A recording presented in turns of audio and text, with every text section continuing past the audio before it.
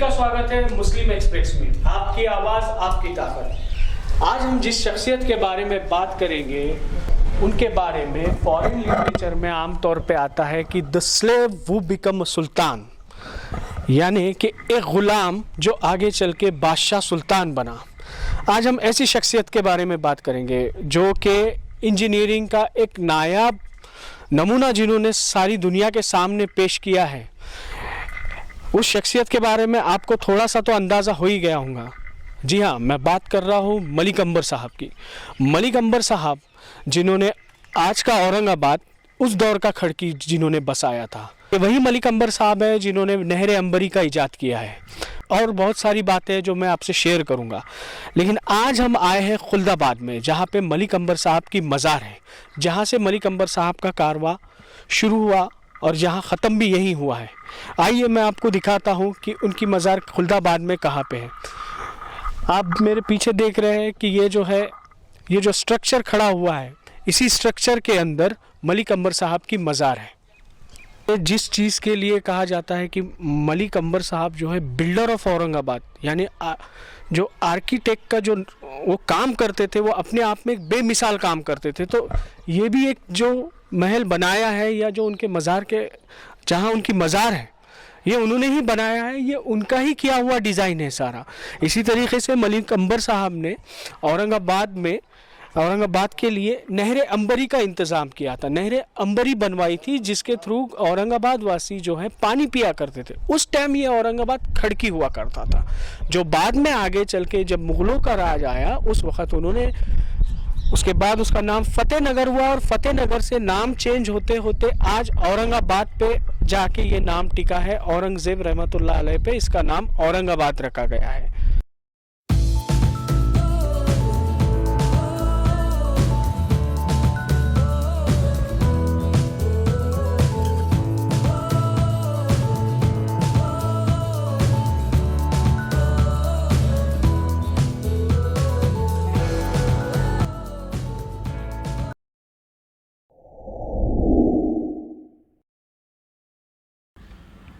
मलिक अंबर कौन थे?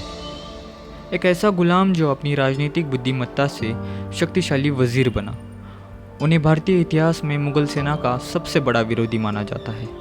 वे अपनी कटुनीति से मरते दम तक शक्तिशाली सेना के मालिक मुग़लों के खिलाफ विद्रोह करते रहे, जिन्हें भारत के इतिहास में मलिक अंबर के नाम जाना जाता है। तो आइए आपका तारुफ कराते हैं मलिक अंबर की ज़िंदगी से। मलिक अंबर का जन्म 1549 में दक्षिणी इथियोपियाई के हरार प्रांत में हुआ।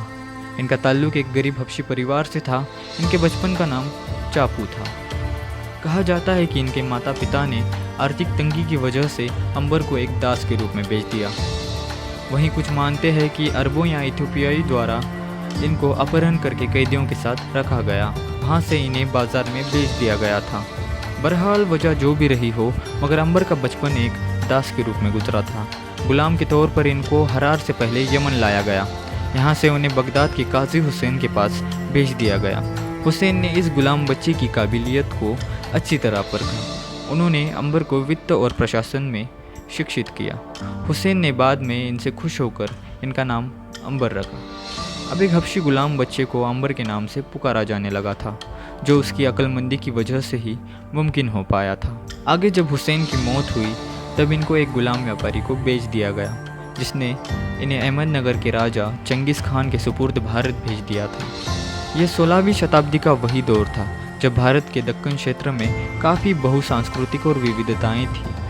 उस ज़माने में हबशी गुलामों को एक वफादार सैन्य दासों के रूप में देखा जाता था। वे बहुत लोकप्रिय होते थे। चंगिस खान भी अनेक गुलामों को खरीद रखा था। उसने उन गुलामों में अंबर के अंदर एक बुद्धिमान व्यक्ति को देखा। चंगिस के तहत अंबर ने शासन, सैन्य और प्रशासनिक मामलों में निपुणता हासिल की। यहाँ उनकी पिछली शिक्षा के साथ अरबी और शासन नीति अत्यधिक मूल्यवान हो गई। खान ने बाद में इन्हें हबशी गुलामों पर अपना नियंत्रण मजबूत करने के लिए प्रशासनिक मामलों में ऊंचा मुकाम अता किया।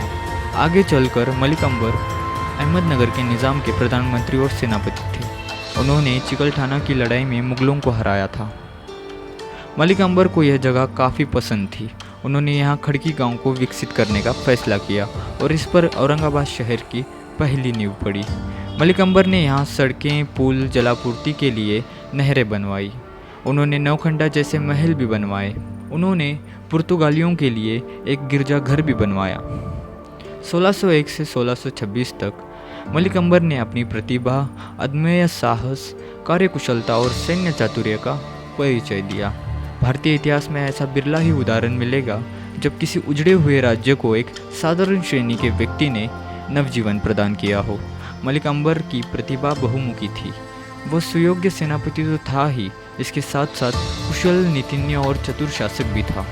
मुगल बादशाह जहांगीर ने खड़की पर 1616 में हमला किया और शहर को तहस नहस कर दिया। बादशाह की फौजों ने इतनी तबाही मचाई कि इस शहर को होश में आने में कई दशक लग गए। मलिक अंबर ने इसे फिर से खड़ा करने की कोशिश की, लेकिन 1626 में उनका निधन हो गया। तो ये थी मलिक अंबर साहब के बारे में छोटी सी जानकारी। अभी इसके आगे हमने जो है मलिक अंबर साहब के 16वीं जो वंशज हैं, उनके सिलसिले से जो 16वें वंशज चले आ रहे हैं मलिक अंबर साहब के, उनसे हमने औरंगाबाद में जाके हमारी मुस्लिम एक्सप्रेस टीम ने मुलाकात की। आइए उसी के बारे में, उसी के कुछ अंश देखते हैं। आप सभी का स्वागत है मुस्लिम एक्सप्रेस, आपकी आवाज़ आपकी ताकत में। औरंगाबाद इस शहर को महाराष्ट्र का एक ऐतिहासिक शहर माना जाता है। औरंगाबाद की ऐतिहासिक धरोहर सर्वपरिचित है, मगर कोई यह नहीं जानता कि औरंगाबाद शहर का सबसे पहला नाम खड़की था। औरंगाबाद शहर को बसाने वाले मलिक अंबर, जिन्होंने औरंगाबाद शहर बसाया था। आज हम मौजूद हैं मलिक अंबर जी के 16वें वंशज के साथ, जिनका नाम है एडवोकेट अंबरी अताउर रहमान अब्दुल लतीफ़ साहब। तो आज हम उनसे बात करेंगे और जानेंगे उनके विचारों के बारे में। सर, आपका स्वागत है मुस्लिम एक्सप्रेस की एक्सक्लूसिव मुलाकात में। सर, मलिक अंबर साहब ने खड़की शहर बसाया और आज वो शहर औरंगाबाद नाम से जाना जाता है। आप हमें मलिक अंबर जी का परिचय दीजिए आपके शब्दों में कि मलिक अंबर कौन थे और उनका क्या काम था। मलिक अंबर जो है ये एक तो अबिसिनियन हबशी थे। हबशी यानी कि हबशा के रहने वाले थे और वहाँ पे वो गुलाम हुआ करते थे। तो वो ज़माने के तौर तरीके के मुताबिक वो हिंदुस्तान में आए, जहाँ पर निज़ाम शाह के एक वज़ीर थे बड़े नामी गिरामी। तो उन्होंने, चंगेज़ खान उनका नाम था, उन्होंने उनको गुलामाना कंडीशन में ख़रीद के हिंदुस्तान में लेके आए और यहाँ पे आके उनकी बहुत सारी ट्रेनिंग हुई। और उसके बाद में वो निज़ाम शाह के फ़ौज में शुरू में सरदार बने और एक वक्त ये भी आया कि उनको फिर वज़ीर बनने का भी मौका मिला। तो उन्होंने अपने आप को इस तरीके से डेवलप किया हमारे हिंदुस्तान के सरज़मीन में कि जिसके वजह से वो बहुत ज़्यादा माने गए और उनके हाथ में हुकूमत भी आई। लेकिन कभी वो हुकूमत में बादशाह बन के बैठना पसंद नहीं किया उन्होंने। उनका ये ख्याल था कि भाई मैं ग़ुलाम हूँ और मैं आज़ाद हुआ और इस सरज़मीन में मैं आज़ाद हूँ, तो मैं इसी की खिदमत करते हुए बादशाह को नहीं मगर अपने हाथ में उन्होंने वज़ारत को रखा और उस तरीके से अपना कार्यकाल उन्होंने गुजारा और बहुत सारे काम किए उन्होंने, जिसको बोलेंगे शहर बसाना। जहाँ तक ये खड़की का सवाल है औरंगाबाद का, 1610 या 11 के दौर में उन्होंने औरंगाबाद का जो खड़की है वो खड़की को बसाया। और इस वास्ते बसाया कि सब तरफ से पहाड़ों का दामन था, जहाँ से पानी भी मुहैया हो सकता था, वो देखते हुए इस शहर को उन्होंने बसाया। और यहाँ से उन्होंने नहर के ज़रिए से पूरे शहर में पानी को लेके आया, जो आज तक भी जारी सारी है। तो हमारा ये कहना है कि मलिक अंबर का काम बहुत बड़ा है और सबसे बड़ी पहचान उनके काम की ये है कि उन्होंने हमारे वीरुल, जो इसको एलोरा भी कहते हैं, वहाँ के जो भोसले घराने शिवाजी महाराज का उनका वो मूल गाँव है। तो वहाँ से मालोजी, जो शिवाजी महाराज के दादा थे, मालोजी राजे भोसले, उसके बाद में शाहजी राजे भोसले, इनको ख़ास तवज्जो देके इनको साथ में रखते हुए अपने इन्होंने राज किया। सर, आपने अभी बताया कि अंबरी जी ने सबको लेकर आगे बढ़े, मलिक अंबर सबको लेकर आगे बढ़े, उनके लिए जनता सबसे ज़्यादा अहम थी। मगर आज के जो शासन है, आज जो सरकारें काम कर रही हैं और आप औरंगाबाद को देखते हैं, औरंगाबाद को आपने कई सालों से देखा है, तो आपको आप उनके वंशज हैं, आप क्या सोचते हैं हाल फिलहाल की हालत के बारे में? फिलहाल की हालत के बारे में ये देखते हैं कि जब से 1947 के बाद हम भारत में स्वतंत्र भारत होके जब आज़ाद हुए, तो हमने हमारा राजकारण को चलाया। हमारी घटना जो बाबा साहेब अम्बेडकर जैसे महान शख्सियत ने बनाई, उसके तहत फिर निज़ाम कायम हुआ इलेक्शन का, और फिर इलेक्शन का निज़ाम कायम हुआ तो हर सिटीज़न को राइट दिया गया। अलग अलग पार्टियाँ बनी, अपने अपने पार्टियों के अपने अपने एजेंडे हुए, और उस तरीके से देश चलते आया। तो ये करते करते करते आज के ज़माने में ये है कि भाई ये देखता हूँ कि थोड़ा सा लोगों का जाति के राजकारण को ज़्यादा बढ़ावा दिया गया। और ऐसा मेरे को ये महसूस होता है कि जब भी इलेक्शन आते हैं तो जैसा महाराष्ट्र के अंदर भी और पूरे देश में ये हो रहा कि थोड़ा जातिवाद का इस किस्म का राजकारण हो रहा। तो ये नहीं होना चाहिए। बजाय इसके जहाँ तक औरंगाबाद का मसला है, जो अभी इस वक्त ये भी चल रहा है कि भाई औरंगाबाद का नाम संभाजी नगर रखा जाए, या फिर कुछ लोगों का ये कहना है कि बहुत कम लोगों का ये भी कहना है कि मलिक अंबराबाद रखा जाए, कुछ लोगों का कहना है कि औरंगाबाद का ही नाम जैसे कि वैसे रखा जाए। तो इसके ताल्लुक से मेरी अपनी ये राय है कि संभाजी महाराज ये बहुत बड़ी शख्सियत है, उसी तरीके से मलिक अंबर ये भी बहुत बड़ी शख्सियत है। अब ये दोनों का नाम एक साथ औरंगाबाद शहर को दिया नहीं जा सकता, तो दोनों का नाम किसी दूसरे ऐसे शहर को दिया जाना चाहिए कि जहाँ पर किसी भी जनता का या लोगों का विरोध ना हो। क्यों कि जो लोगों का नाम रखना है वो लोगों के दिलों पर राज करे हुए लोग हैं। इस वास्ते मैं नहीं चाहता हूँ कि उनका नाम ऐसे जगह दिया जाए कि जहाँ लोगों का विरोध पैदा हो जाए, बल्कि उनका नाम तो ऐसे जगह ऐसे शहरों को दिया जाए कि जहाँ किसी का विरोध न हो और लोग बड़े प्यार से मोहब्बत से उसको स्वीकारें। और फिर उस तरीके से उनकी सराहना होना चाहिए, उनकी इज्जत अफजाई उस तरीके से होना चाहिए, न इस तरीके से कि किसी कौम को नाराज़ करके कुछ काम किया जा रहा है। क्योंकि वो शख्सियत बड़ी है, शिवाजी महाराज, संभाजी महाराज ये बड़ी शख्सियत है और हमारे पास में उनका बहुत ज़्यादा बोलचाला भी है। इस वास्ते उनका नाम ज़रूर होना चाहिए।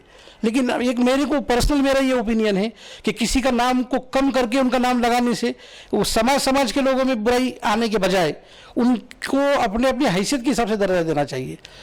तो उस वास्ते पूना का भी नाम रखा जा सकता है या फिर और किसी शहर का नाम रखा जा सकता है। उसी एतबार से मलिक अंबर का भी अगर नाम देना है तो मैं ये भी नहीं कहूँगा कि भाई मलिक अंबर का काम औरंगाबाद में है, उन्होंने औरंगाबाद शहर बसाया, खड़की बसाया, इस वास्ते उन्हीं का नाम होना ज़रूरी है।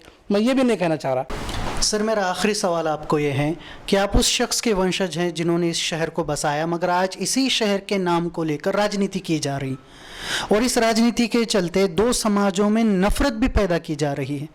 तो आप औरंगाबाद के इतिहास को जानते हैं, आप उस शख्स के वंशज हैं जिन्होंने औरंगाबाद बसाया, तो आप औरंगाबाद के लोगों को क्या संदेश देना चाहेंगे इस विषय में, ख़ासकर जहाँ पे नफरती सियासत की जा रही है, तो वहाँ पे आप लोगों को क्या कहना चाहेंगे?